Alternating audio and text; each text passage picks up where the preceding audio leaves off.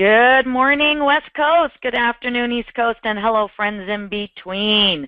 Welcome, everyone, to our sixth in a series of Denticon webinars all about insurance payments. My name is Kathleen Lee. I'm the Director of Customer Success. Today is Wednesday, June 22nd, 2016, and I hope it's a great day for you all. Today's topic, all about insurance payments, will be presented by Charmaine Beershank, Assistant Director of Customer Success, and a great resource of knowledge not only in Denticon, but in many aspects of the dental field. Lean on her, lean on us. And as you may know, the webinar format is a 45-minute presentation of our topic with 15 minutes of Q&A. And after the webinar, a recording will be sent to you all for replay and review, even if you haven't attended, by the way. And it will be posted as well in the Help portal. So in Denticon under Help portal, you'll see all of our webinars. You can click there for easy reference for any of you or your team members. By the way, everybody, we're all on mute, or you are all on mute, but you can ask questions in the questions chat section, although you might want to hold your questions to a little bit towards the end, since we may cover your questions, and I wouldn't want you to miss out as the content is being covered, but you know I'll chat with you guys all. We have about 175 registrants today, so fantastic turnout, and so therefore, if we don't happen to get to your question, please submit a ticket. In the, again, Help portal, Help portal, submit a ticket, and we can reach out directly. We can call you up. We can do a go-to meeting. We can chat. Insurance payments, that's our topic for today, insurance payments. They are the reward, right, for the service of submitting the insurance claims for our patients. Denticon has a lot of great features to help you easily enter these insurance payments and balance your deposits for the day. So let's get on to it. On to the topic of all about insurance payments. Go for it, Charmaine. Good morning, everyone. As we do get started, you know, if you've attended any of our sessions, we do like to know who is here. So we're taking a real quick poll. We do greatly appreciate your feedback to us.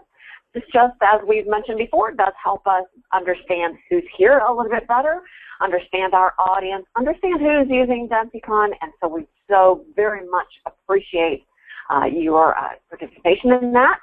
We greatly appreciate your feedback to that, and it does look like things are slowing down just a fraction to that.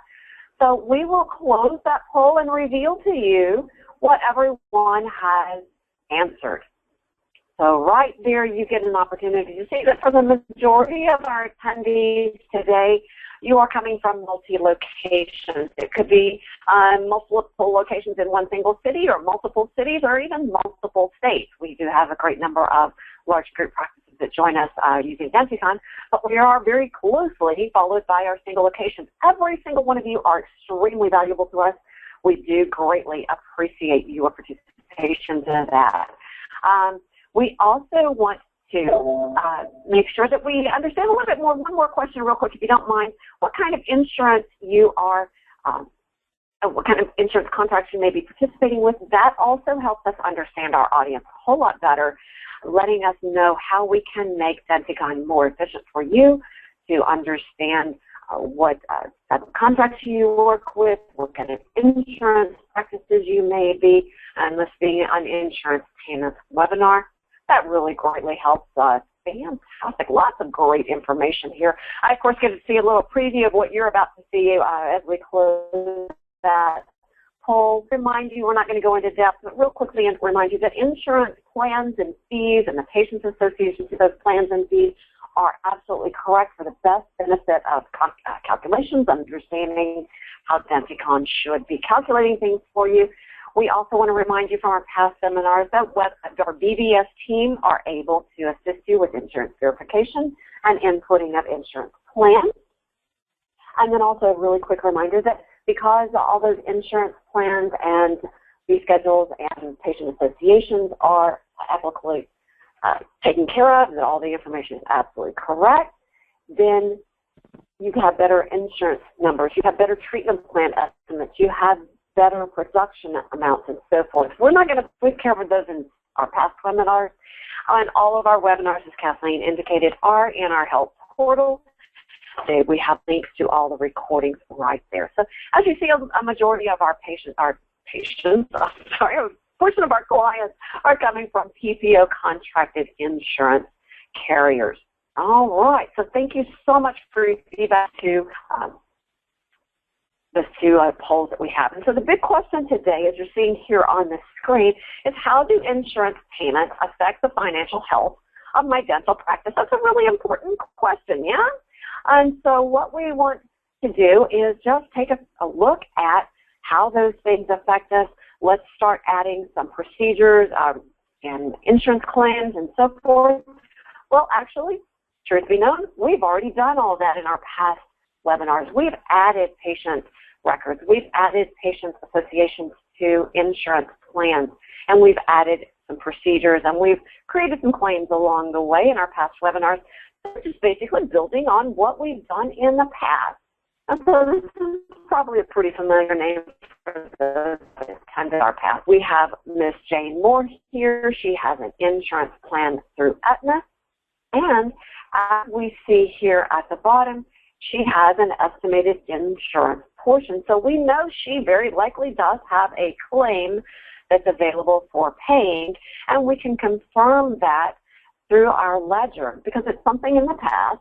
Chances are we created a claim sometime in the past, and in this case we did. It was on May 25th of this year, and we have that claim that is sitting right there, ready to be paid. And a little quick gem that we're going to discuss a little bit later on more in depth, that when you hover over the description of the claim in the ledger, it gives you a real quick bit of information about that particular claim. It tells us on that next to the last line that the total insurance paid amount is nothing yet. Well, guess what? We've gotten our insurance payment from our insurance carrier, Aetna in this case, and we're going to go make an insurance payment. Now, the big difference on making payments is that if we at the patient receive payments and adjustments tab within the transaction entry screen, and we make patient received payment. Now, this is not a patient received payment. It's an insurance payment.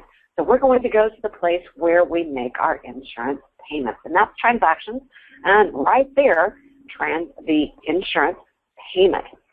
That's where it is. That's where our claim appears for our patient. And so we see that Ms. Moore's patient record is here on the screen in our dashboard in the upper left-hand corner. We do see that there is our claim from Aetna or with Aetna for our total charges that we saw on the patient's ledger, and there are the procedures for which are associated to that claim. So we are ready to make that payment, and it does default because she has a claim to this option here, insurance payment, which pays off the claim. We're in great business. Fantastic. So what we want to do is encourage you. You likely do want to know that you are receiving a particular payment for a particular procedure on a particular claim, and we encourage you to use this new amount field right here. What it allows you to do is itemize that payment. What did I receive for that comprehensive oral evaluation? Well, I got $89 as I planned. I put that in. I tab once. I'm using my keyboard. I'm using a little laziness here. I don't really want to click my mouse into each field. So if I use the tab on my keyboard, it goes to the next field. I put in $145 that I received. I tab again.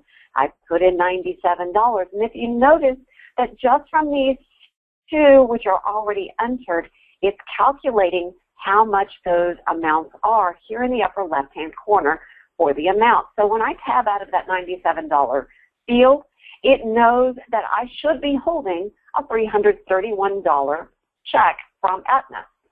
And so I did. I confirmed that visually on my check I'm holding in my hand, and I'm going to put in the check number. I can make any additional notations that I wish to put in here.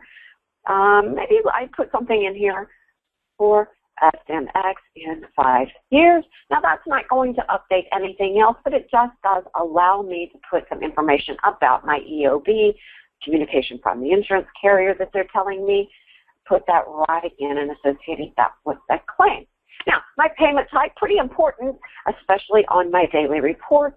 It's defaulting to what I normally input. That's the first in my list here, payment, insurance, and it's a check.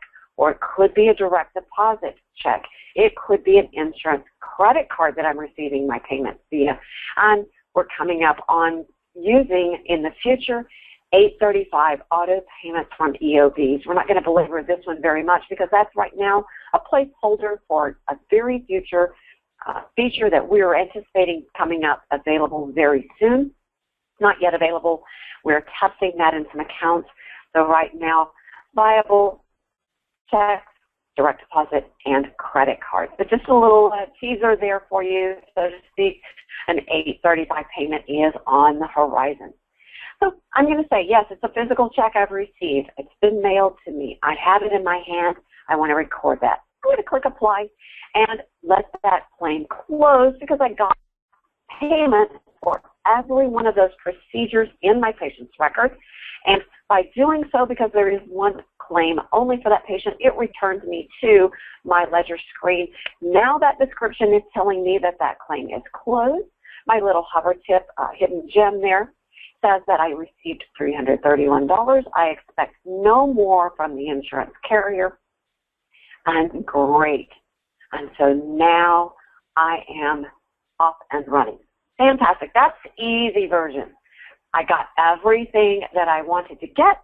I received all the money. And so now let's talk about a possibility that I got more money than I expected. Well, this was teased in a past, or not teased, actually, it was discussed in a past transaction, a past webinar. And so right here we do see that we are expecting $108.80. So we're not going to belabor too much about what to do about overpayments and auto adjustments perhaps, but we just want to quickly remind you that you can, yes, input a payment that is more than you expect from the carrier for the estimation, and even could be more than you actually charged. So what I'm going to do is say, I got all $89 of that expected reimbursement. When I try to tab out of that field, it tells me that my payment amount that I input is greater than what I expected, 35. Do I really want to reset the new amount, 89, to the remaining amount, 35? In this case, absolutely not. I want to balance at the end of the day very easily. $89. So I can also write another note if I need to for this. Maybe my plan information is incorrect, or my patient association to the insurance plan is incorrect. And those are topics we talked quite exhaustively in a past webinar. We again encourage you to go review that past webinar about insurance reimbursements that are over that amount. Okay, so there you go. We're going to, again, let this claim close. We received payment for every procedure on that claim. Click apply. I get another little wonderful message at wish list. Now, both of those messages are very much a similar type of consideration, but the questions are specifically different. So we ask you to please review the question and to really read it carefully to understand what it's asking you. Now, this patient does have a secondary insurance plan. It's asking, do I want to click to print it now? And if I want to print for paper mailing, I would click this right here to allow me to print that. Well, I don't in this case. I want my electronic batch, which is where it's already there. I can leave that alone and not have to worry about anything, but I can review my patient's ledger real fast to see that that secondary claim has been generated automatically from my payment, which was made today. So I'm going to leave all of that business alone, let my electronic batch for my secondary claim happen. All right, very good. So we are able to now consider another scenario. What happens if I got less than I expected? And what am I going to do about that? What does that affect my records in my dental world? All right, so here we have another for wonderful patient, another balance due on my insurance side. So I'm going to go to transactions and insurance payment. And here we go. So I'm going to itemize those once again. And perhaps I did get $89 for that comprehensive evaluation. Perhaps I only got $100 for that intraoral FMX series, and I did indeed get the $97 for the adult prophy. So I expected to get $331. I hoped, but in reality, I only got $286 from the insurance carrier MetLife. So here's my question. Do I want to make the patient responsible for the remaining $45 of that expected reimbursement? If I do, if the patient should be fully responsible for that, all I have to do is click apply. And that will move the $45 to the estimated insurance portion of the overall account balance. And so let's just click apply. And there we go. And that makes that happen. And we see that that patient's balance automatically, yes, does transfer that amount to that patient's the way it's intended. So you don't have to do anything else. You don't have to move monies around. Denticon does it all for you. Perfect.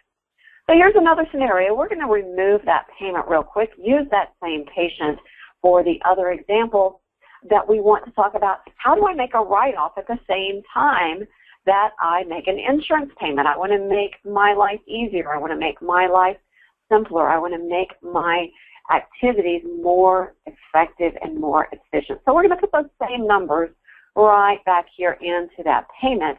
And in this case, I want to write off by check marking the check mark box right there for the write-off for that one particular procedure. And it defaults to assuming, big huge word, assuming, that I wish to write off the rest of that $45 amount. I do not have to accept the full $45. Perhaps I only expect to write off 25. By 25, it will take care of the balance calculations in the ledger and make the patient responsible for the remaining 20 automatically.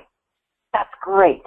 And by my write-off function here, if we see here in the upper right-hand corner, it's automatically going to use this adjustment type that's entered here. Now, your office account might have additional adjustment types based on data entry and payment types and adjustment types within your office account. Select the desired one situation. So if you only have one, that's good news. Just use that one. But if you do have multiple write-offs, you would, of course, want to make sure that you select the correct write-off according to your office protocol, to your corporate protocol, whatever someone else is telling you that you should use. Now, Denticon cannot tell you which one to use if you have a selection. We can only tell you how to make it happen. So the question to which one do I use, that comes from your office organization. They'll be glad to help you out with that. All right. So let's put in our check number here. Very good. Write any notes if I desire. Let that claim close. Record it as a payment insurance check. Click apply. Once again, the only claim for that patient brings me right to my patient's ledger, and it lets us see that the payment was recorded right here. It shows me there was no adjustment for one provider, but it does show me there was an adjustment for a different provider. And the reason it is that this claim had multiple providers there. So we are off and running and good. Fantastic. So we've killed two birds with one stone. We've made a payment and we made an insurance adjustment. That's fabulous. And we also see that our insurance that did not pay as we expected, the portion that we did not write off, does show us that that patient is responsible for that amount, not only in our dashboard here, but also in our wonderful aging grid down here at the bottom that shows the estimated patient portion. And we also saw on the screen again much information on the patient's overview screen, and it shows us that it is for our estimated patient portion. Fantastic. Along the way, it has also reduced the individual remaining amount for that patient automatically in the patient's association to the insurance plan. Which brings us to the topic that we had listed on our agenda. The patient's relationship to an insurance plan is so vital and key. The first thing, of course, as we've referenced, making sure that that insurance plan is all set up absolutely correct as far as the family deductible, the individual deductible, the individual maximum per year. Make sure all that information is absolutely correct. Make sure the coverage is correct, especially about deductibles waived and the percentage calculation that Denticon needs to calculate. Consider that you may want to use limitations and frequencies. That's up to you. But make sure this plan is absolutely accurate and true. Once the plan is accurate and true, make sure that patient's relationship to that plan in their insurance screen is absolutely accurate. So, for instance, if this gentleman has not been to our office in quite some time, we need to make sure that MetLife provides us information about that patient record. He may have already satisfied that $75 deductible elsewhere, so we need to override that. The Denticon does not need to calculate that deductible for my office. I need to override that information. Considering that he may add a family member into his account, the remaining amount, and he may no longer have the $714 that my office thinks he has, only has $249 because he visited another location somewhere else that MetLife recognizes they have paid a different dental office that's not using Denticon in my account. So always checking with the insurance carrier, making sure this patient's association to the insurance plan is absolutely set up correctly really will help in the long run. Number one, to calculate treatment plan estimates in your treatment plan entry that we've discussed so many times. And then therefore, making sure that your office collects as best fantastic for those extensively in so many ways in so many other webinars, but just a really quick reminder that we planned to cover with you. What happens if my patient has a previous insurance balance that I am not finding is in the ability to pay for an insurance claim? All right, so in this case, we've developed a patient, Marigold Brown here. We're going to assume that we are a conversion office, and this insurance payment to previous balance occurs so many times in conversion accounts. Denticon does never convert any of the previous claims in a former software, but allows that the office can record a previous balance insurance for that situation. The claim was generated in the former software. It now needs to be paid in Denticon. So how am I going to differentiate between a patient-side balance and an insurance balance? Well, this is the great adjustment right here, previous balance insurance. So I evidently, in my former conversion, I have a previous balance of $237 that I expect to be paid now and recorded in Denticon. And so I do not have a physical claim to pay. So a wonderful option here, transactions and insurance payment. Because there are no claims that appear here, it now defaults to this amount right here.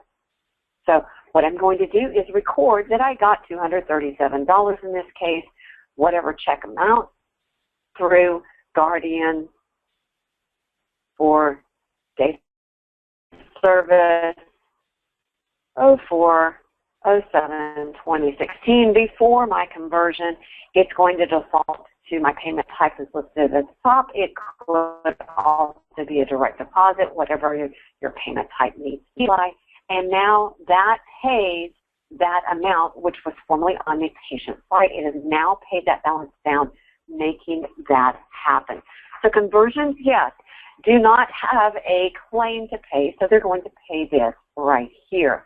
Now, what we could do in the case of our past patient that we just visited, Chase Chaucer, that we received a payment, we wrote off the amount, and we continued to try to chase, perhaps, the $20 that did default over to the patient, and now maybe, yes, the insurance did ultimately pay that for the patient. Fantastic, wonderful. We have no more claim to pay. The previous claim was claimed. And so we're again going to go to that transaction insurance payment. That payment expected is now on the patient side because we closed the claim. We expect no more insurance payment. There's no more insurance balance to pay. Again, this falls over here to the insurance check to previous balance. We're going to pay $20. We're going to record whatever check was received by the office, additional payment, or previous date of service. Whatever note I want to make to myself and to my office staff to let them understand why I have an additional amount. And now I'm able to go to my ledger and see not only do I have my previous insurance check, but now I have a check previous off the entire balance for that patient. They pay for that patient. They don't have to pay out of their pocket anymore. That's fantastic. And so we've got great, fantastic information. Now, this account really allows us to understand another topic that we wanted to discuss. How can I quickly get some wonderful information and help myself read this ledger a little bit easier?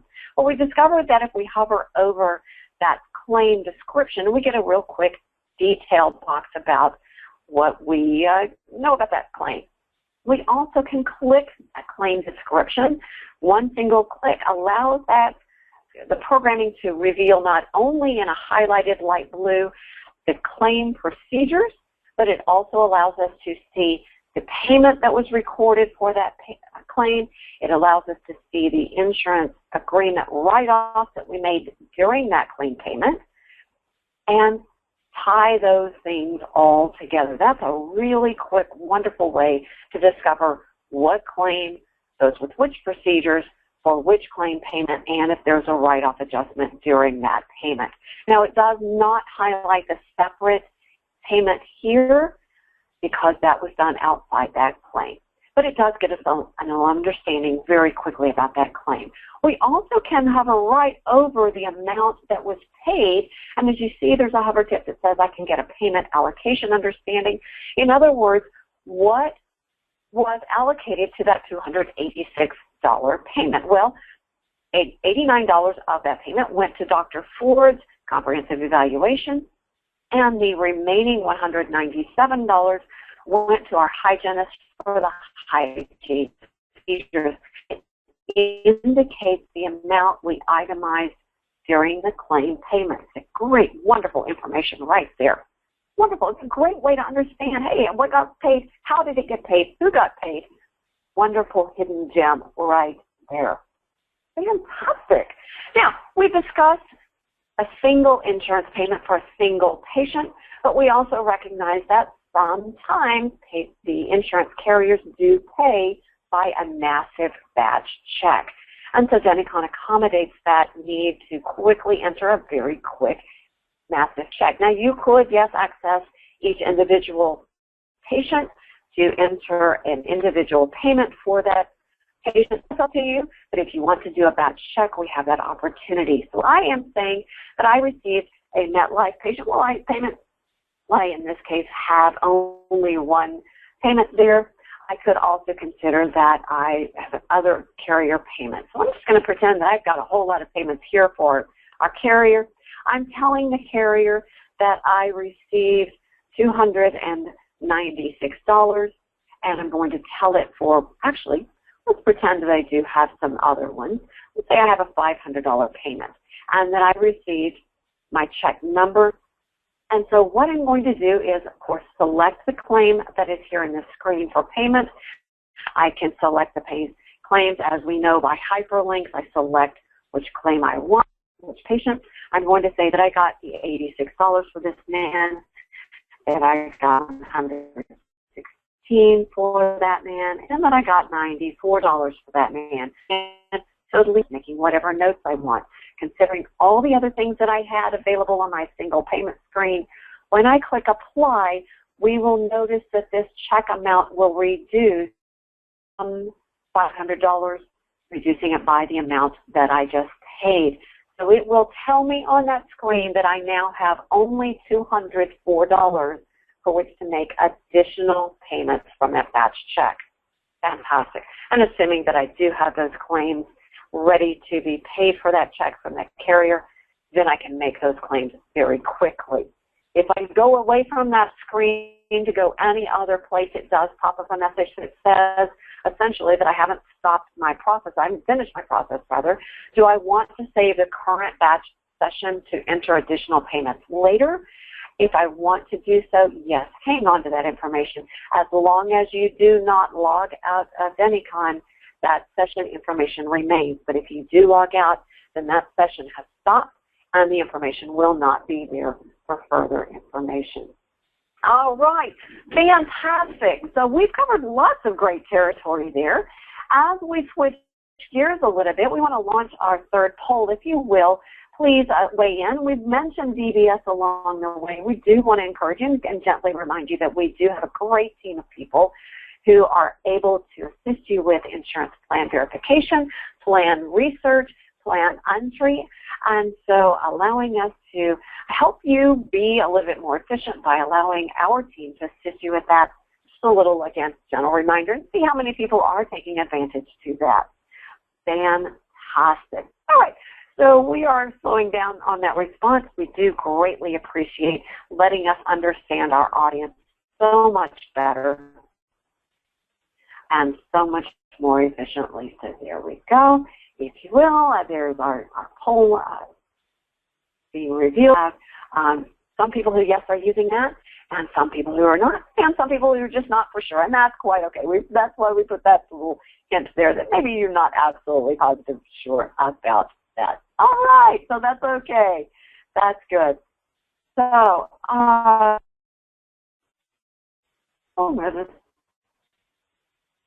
I just lost my chat. And Kathleen, as I get that back to my screen, or you may have that as well to launch the poll and close that. Let me see, darling.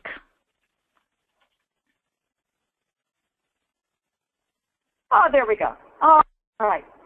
So, mine here. That's it. That's it. All right. Little technological error on my end. I clicked the wrong button. We make it as well. User error. User error, indeed. Yeah, best laid plans and making sure it goes smoothly. Sometimes we do make an error. My apologies for that. We're just human, just like you. All right, so let's go to our last section that we plan to talk about, and that's reports. And so we want to point out several wonderful reports. Let's go to insurance reports. We love that our programmers have been very intuitive to help us out to know where we can find reports very easily. We've got outstanding claims report as a default, which provides us the ability to see all the claims which we've generated. That's a great, wonderful news that I have received all of my claim payments for all my claims I've generated. That absolutely no records found is the best message possible. But that insurance report would allow me to understand, do I have claims which I need to follow up with my carriers? Where's my money? This claim report right here, claims list, allows you by default to understand the same information, what are outstanding, but it also allows me with this wonderful option here to understand any of my resolved claims, or in other words, all the claims I have already claimed. That's not a very good one. That's not exactly what I want. My goodness. It does show me my date range. I've made an error once again, a human error, making sure, yep, we do make those mistakes as well. So making sure my date range, very key that we've got the right information that we are seeking. And so a lot of times that when you do send in tickets, we have to get those clarifications of what are the date ranges, what are the parameters, and so making sure that we understand what parameters you are putting in also help us to make sure that we can duplicate that. So here we go. Fantastic. With Aetna, right here on this claim payment, it is for Miss Jane Moore, the one that we did today. It was a value of $331. We received $331. We expect no more, and it is closed right there. It also allows us to know that I have a claim waiting to be sent to the carrier. It's created but not yet generated out. So we have no way to make a payment. So this report is wonderful to, number one, understand what may already be sent out, what may not have been sent out, as well as those which have been closed, especially if we generate it with that resolved claim option. Wonderful. Now, how do I know when I make a payment what my daily balance might be? How can I reconcile my cash account, my cash drawer, so to speak, my payment drawer?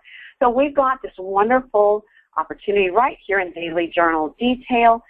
Uncheck the services, uncheck the adjustments, run it for whatever date range you want. It does default to today's range for ease so that we know what we have recorded just today. And right there are all of our payments we have made. They all are insurance payments, most of them to check to claim.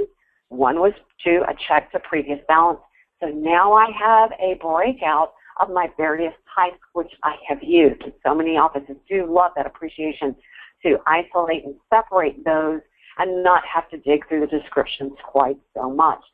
So that also is within the group reports if you are a multi-location practice, also within the daily reports of the group reports section.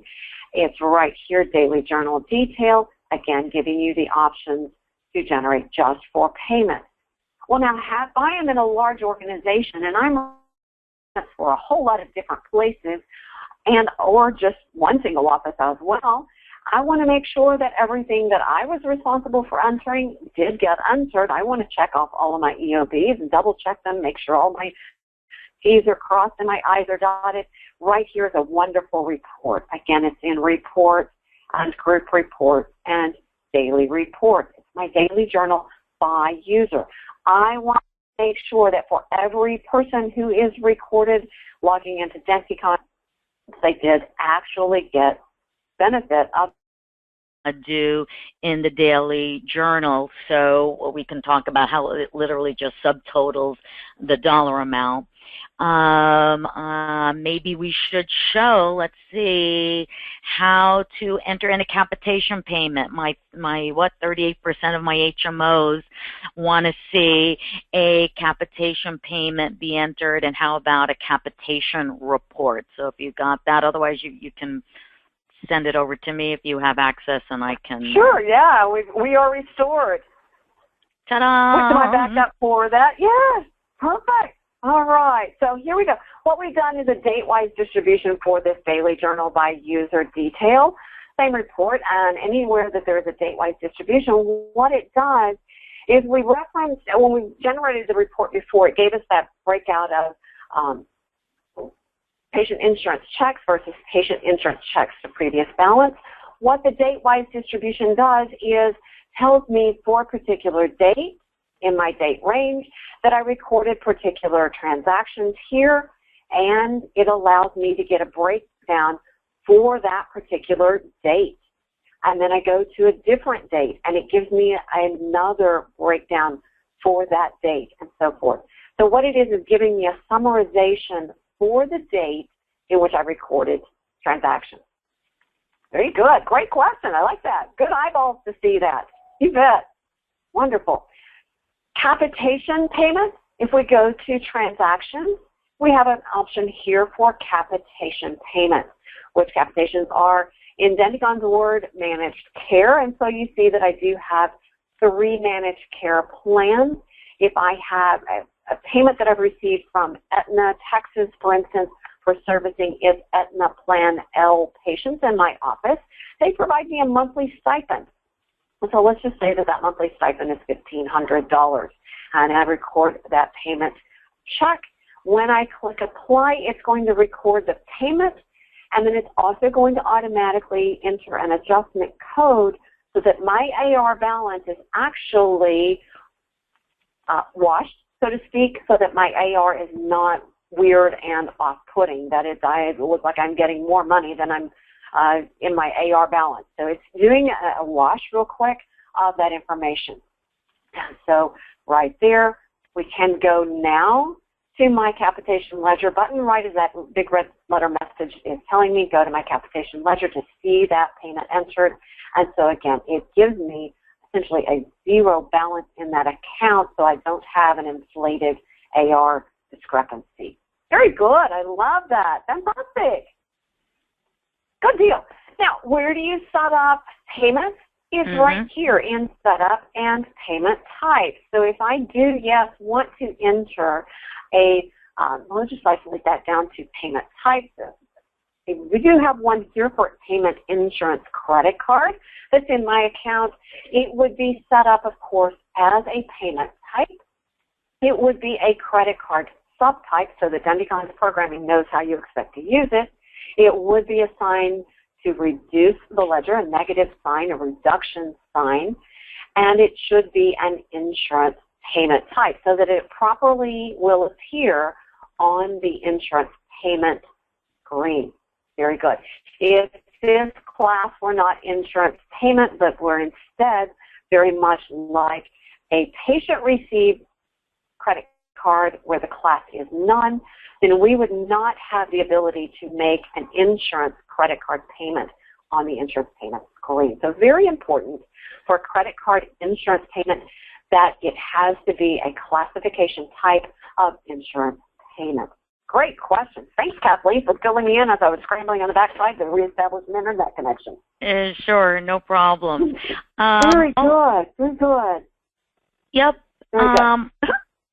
Exactly. Also getting questions about how to enter in a secondary insurance payment. And so just want to mention, that you need to have both the primary and the secondary carriers already attached to the patient. And if one of our clients here is saying that they don't send out secondary claims electronically, they don't print them out, they submit them through an insurance portal, so I'm guessing they're going directly to another portal. So Denticon doesn't know that. It's not that smart, right? If it thinks you have both primary and secondary, it's going to assume that you're trying to collect them both primary and secondary. So you're going to have to still walk through the motions, Chelsea, in terms of closing the secondary claim so it doesn't track it, or printing to the screen so at least the software can still track that claim and make sure you get paid for it. But if you wouldn't mind, Charmaine, a secondary insurance payment, thank you. Sure. Yeah, as you see, the patient does have the dual coverage. When we made the payment a few moments ago, it asked, did I want to generate that? I've gone in and checked it a little bit, telling me, yes, I've sent that in just by paper claim. If you do print your claim from the electronic batch, it does pull it out of the electronic batch, assuming that you do want to paper send that claim. That's up to you. But you can, yes, e-claim that as well. So on that secondary claim, it does, since it already is sent, according to the ledger information, I can go again to my wonderful insurance payment. It tells me that this is my secondary claim, right there. Secondary claim by the S. If it were a primary claim, that would, of course, be a P.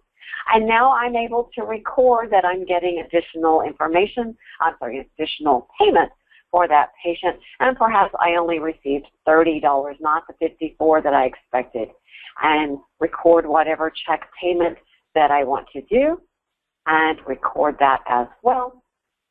Apply that amount.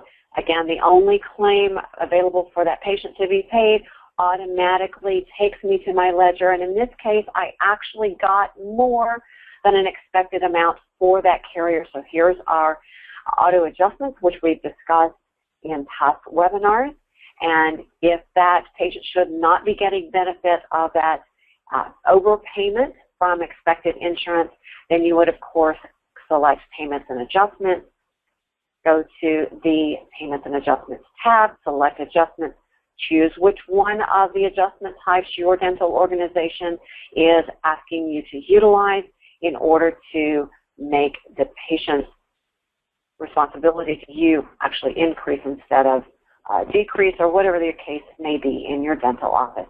So do consult with your fellow coworkers about what kind of adjustment type you should be making in an auto adjustment situation. Very good. Yep, so if you could just redefine that again, Charmaine, auto insurance adjustment, auto transfer to payment. Yes, we got $30 more from our insurance carrier than the Denticon calculations thought that we were going to get or that we should get. And again, it all stems back to the insurance plans and the way they're set up. And so because of that, that $30 excess from insurance, that would have created a credit in the insurance side for that patient for that particular claim. And Denticon does not want that to occur. And so we do not allow the credit to remain on the on the insurance side for that particular claim. So we move that adjustment from insurance over to the patient, transferring that payment for benefit. It did reduce that patient's responsibility by that amount. So if we need that patient to pay the $30 instead, then we would use the adjustments, choose whichever one, probably adjusting on in some way, maybe increase patient, maybe it's wouldn't be an Aetna insurance agreement because the patient has Prudential insurance, as we're seeing in the dashboard, but it could be an insurance agreement right here that we are applying that, saying I can, yes, indeed, charge my patient for responsibility for that. But again, check with your coworkers, check to see what insurance type they expect you to use for moving monies around in that patient record. Also make sure that whatever adjustment type you make, that it dings, so to speak. We like the word ding because it's a little gentler word, but in other words, which provider does need to be associated to the adjustment that's made. In this case, Dr. Ford should be, not Dr. Brout. So I would make sure that I selected that this adjustment should accurately be toward a particular provider right there. Select the one that's correct. Good. Sorry, Charmaine. So I have Dr. Yoshi asking if you can show, and I don't think we'll be able to do it, but I just want to mention it. How can you let us know if a patient has medical as their primary and dental as their secondary, and you need to send it to medical insurance as primary, then dental as secondary? So really it's pretty much the same as having primary and secondary dental insurance. You're just going to put in a medical. So if you wouldn't mind, Vanna White, Charmaine, just Sure. real quickly show a little bit of the screens, although that really is its own separate webinar, medical insurance and setting that up. So you can see Charmaine brought up her patient, and there's a little blue link that lets you toggle between dental insurance and medical insurance. And as she's doing that, it pretty much otherwise looks the same: primary, secondary, medical versus primary, secondary, dental. And then you just set up that insurance plan, the medical insurance plan, just like you would at a dental insurance plan. You need a carrier, you need a group number, you need coverages. And then you indicate which is primary, dental or medical, which is secondary, primary, dental, primary, medical, and then the software will handle the rules of what to send out when, for what procedure. So we'll go over that in greater detail, but maybe now's a good time, Charmaine, if you wouldn't mind, to show in the help portal where you can find information regarding insurance payments and regarding medical, how to set up a medical plan. You bet. Absolutely. Glad to do so. So going to Help and Help Portal, I'm going to click the Home tab to get my topic list here off to the left. And as we see, we have the ability to do payments and adjustments to the ledger. We click there, we understand that there's a subcategory here for posting insurance payments. By doing so, by clicking that link right there, I get the opportunity to know not only are there 10, but there are actually more. There are 2 pages of questions. So if I click the next link, there are actually 12 different questions in that particular category about how to make insurance payments. And so, for instance, how do I post a single insurance payment from an insurance carrier? If I click that question there, it provides me the information that we just guided you here. Single insurance payments may be entered by accessing the record, going to insurance transactions, insurance payments, select the claim, make the payment, written description of how to do it, plus the screenshots that provide you visual guidance about how to accomplish that task. Great. Also in the help portal, as it is a very important topic for so many offices, we do have the ability to understand that there is a distinct medical section here entitled Medical. We love that. And Medical Setup, it does provide the links necessary to understand what do you need to do to set up medical claims, the generic flow through, so to speak, the very first question here, and then the breakout of how do you accomplish setting those things up in little separate questions. Break that down so the link is not quite so onerous. But very honestly, all you have to do is go to Setup, go to Procedure Codes, work through this list that's here, and those links are there. Now, how do you set up for medical claims? There's a section here. And so we talked about doing e-claims for medical carriers. How do you charge the patient to make a claim? Well, Kathleen says you've got to have medical insurance associated to their patient record. You've got to fill in the insurance plan and make sure that all gets done. So the help portal is a great wealth of reference information on how to, guidance information, how to make things happen in Denticon. Perfect. Good. Great question. Yep, Charmaine, if you wouldn't mind, find a patient who has a claim. If we could go to the ledger, click on the claim details, click on the claim itself, show how the software allocates. So, yep, when you highlight a claim, it's highlighting the procedures that were on the claim. It's highlighting the payments that were assigned to the claim. It's highlighting the adjustments that were made on the claim. So a lot of questions I'm getting is it's not doing that, and I think the challenge, if you wouldn't mind, Charmaine, click on the date of the claim, and we can also show the allocation there. I know you're about to do that on the payment as well. There you go. There's the payment allocation. Doesn't give you too much information. So what we want to do is just show the differences. That if you click on the payment, it doesn't give you a whole lot. But if you do click on the claim, it does give you more information, and it does give you that same breakdown from the hover tip click on the payment amount. Right.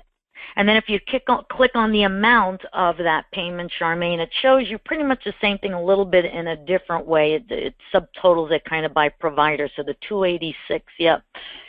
So it shows you there the allocation. So I think the challenge is what people are saying is that when they enter in another insurance payment, I got one saying, hey, we get 2 credit card payments. So the answer is don't close the claim, or we got another payment and now I want to assign it to that check and it's not allocating. You're right. So when in doubt, keep the claim open. Don't close the claim. Uncheck that button or that checkbox that says close claim. Uncheck it. If you think you can work some more money, if you think you can squeeze some more money out of that carrier, or you're not too sure why you didn't get paid as much as you had expected, leave the claim open. So it'll still subtract the dollar amount that you entered, but it will continue to keep that claim open in terms of allowing you to enter additional payments towards that claim.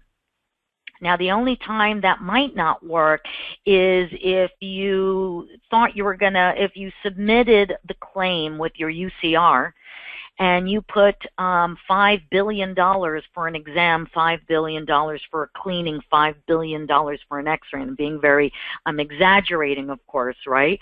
But what I mean to say is you're putting on a dollar amount way, way higher than what you charge the patient. Maybe you participate.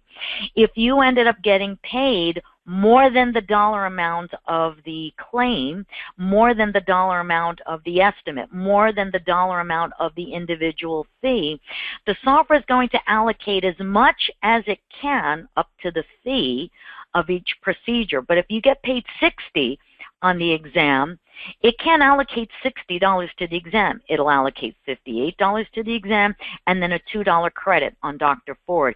If you get paid $100 on the pro fee, it can't allocate $100 to the pro fee. It'll allocate $94 to the pro fee, and then you'll get a $6 credit on Dr. Ford. If you got paid $75 on the bite wings for your hygienist, it can't allocate $75 to a $73 procedure. It'll allocate $73, and then you'll have a credit of $2. In that case, you're just either going to make an adjustment to increase the balance. I think we went over adjustments in a different webinar, but if you wouldn't mind in a second though, Charmaine, just to show how you make adjustments. So you unclick the close claim checkbox right there. That'll leave the claim open. It'll allow you to continue to enter more monies towards those procedures. If you're trying to enter in more than the tire fee, we showed you how to do that. It will allow you to do that. It'll give you some cranky messages, and it'll create those auto adjustments. But it cannot allocate 75 to 73. It'll give you a $2 credit. Then you need to do the write-off. Vanna White Charmaine is highlighting the claim there, showing that's a partial pay, and that you can still enter more payments towards the claim. And so there goes Vanna in her tiara and a red dress, I'm sure. Charmaine can show you that, yes, you can still enter more payments, even higher than the fee. Gives you some of those cranky messages. Are you sure that's what you want to do? It'll allow you to apply it, but we cannot apply a 73 to a 75. It'll apply as much as it can. All of the 73 got paid, and then it'll leave you with a credit, and there's that auto adjustment. We never leave credits on the insurance side. We move those over to the patient side, and now you can increase the balance by $2 to cover the fact that, yeah, you fished for dollars and you got more than $73 on a $73 procedure, and so make the adjustment. So Charmaine's showing you how to make an adjustment to increase something that's going to add. She's choosing one that's called insurance adjustment. She's making sure she's choosing the provider that got paid more. It was the Profi provider, or excuse me, the Bite Wing provider. And so now that'll cover it. Now you might want to go ahead and update your fee schedule as well to make sure you're going to not make that mistake again. So yay, you fished for dollars by submitting UCR. You got that payment, hooray, for whatever the reason is. Your fee schedule may have been old. But no, we can't, mathematically we can't apply 75 to 73. We apply 73 to 73. We leave you with a $2 credit. You make the adjustment to cover that credit. You can go ahead and update your fee schedule. Hey, Charmaine, the last question here is, what's the difference between those write-offs? There's a write-off on the upper. I know you're showing how to, oh, you got a meeting, how to update your fee schedule. Just show that those write-offs are actually the same. The individual write-offs as you're entering in an insurance payment versus the big write-off. The individual write-offs allow you to write off one procedure at a time, however you want to. The other write-off, I'm sorry, in an insurance payment, Charmaine. Actually, that's me who has a meeting in a minute. So, yep. So, yes, exactly. So this is going to do first in, first out. If you put in $100, it's just going to write off as much as it can on the first procedure, the second procedure, and the third procedure. Otherwise, if you do the write-offs at the bottom, it'll do it exactly the way you want it to. So we're at the top of the hour. Thank you, everybody, for taking time out of your busy day. We're on a journey together to go through all aspects of Denticon. We're going to send out the invite for the next webinar. Hopefully you can all make it. Thank you so much for your participation. We appreciate your time today. Have a great day, everyone. Thank you, Charmaine. Bye-bye. Bye. You're welcome. Bye-bye, everyone.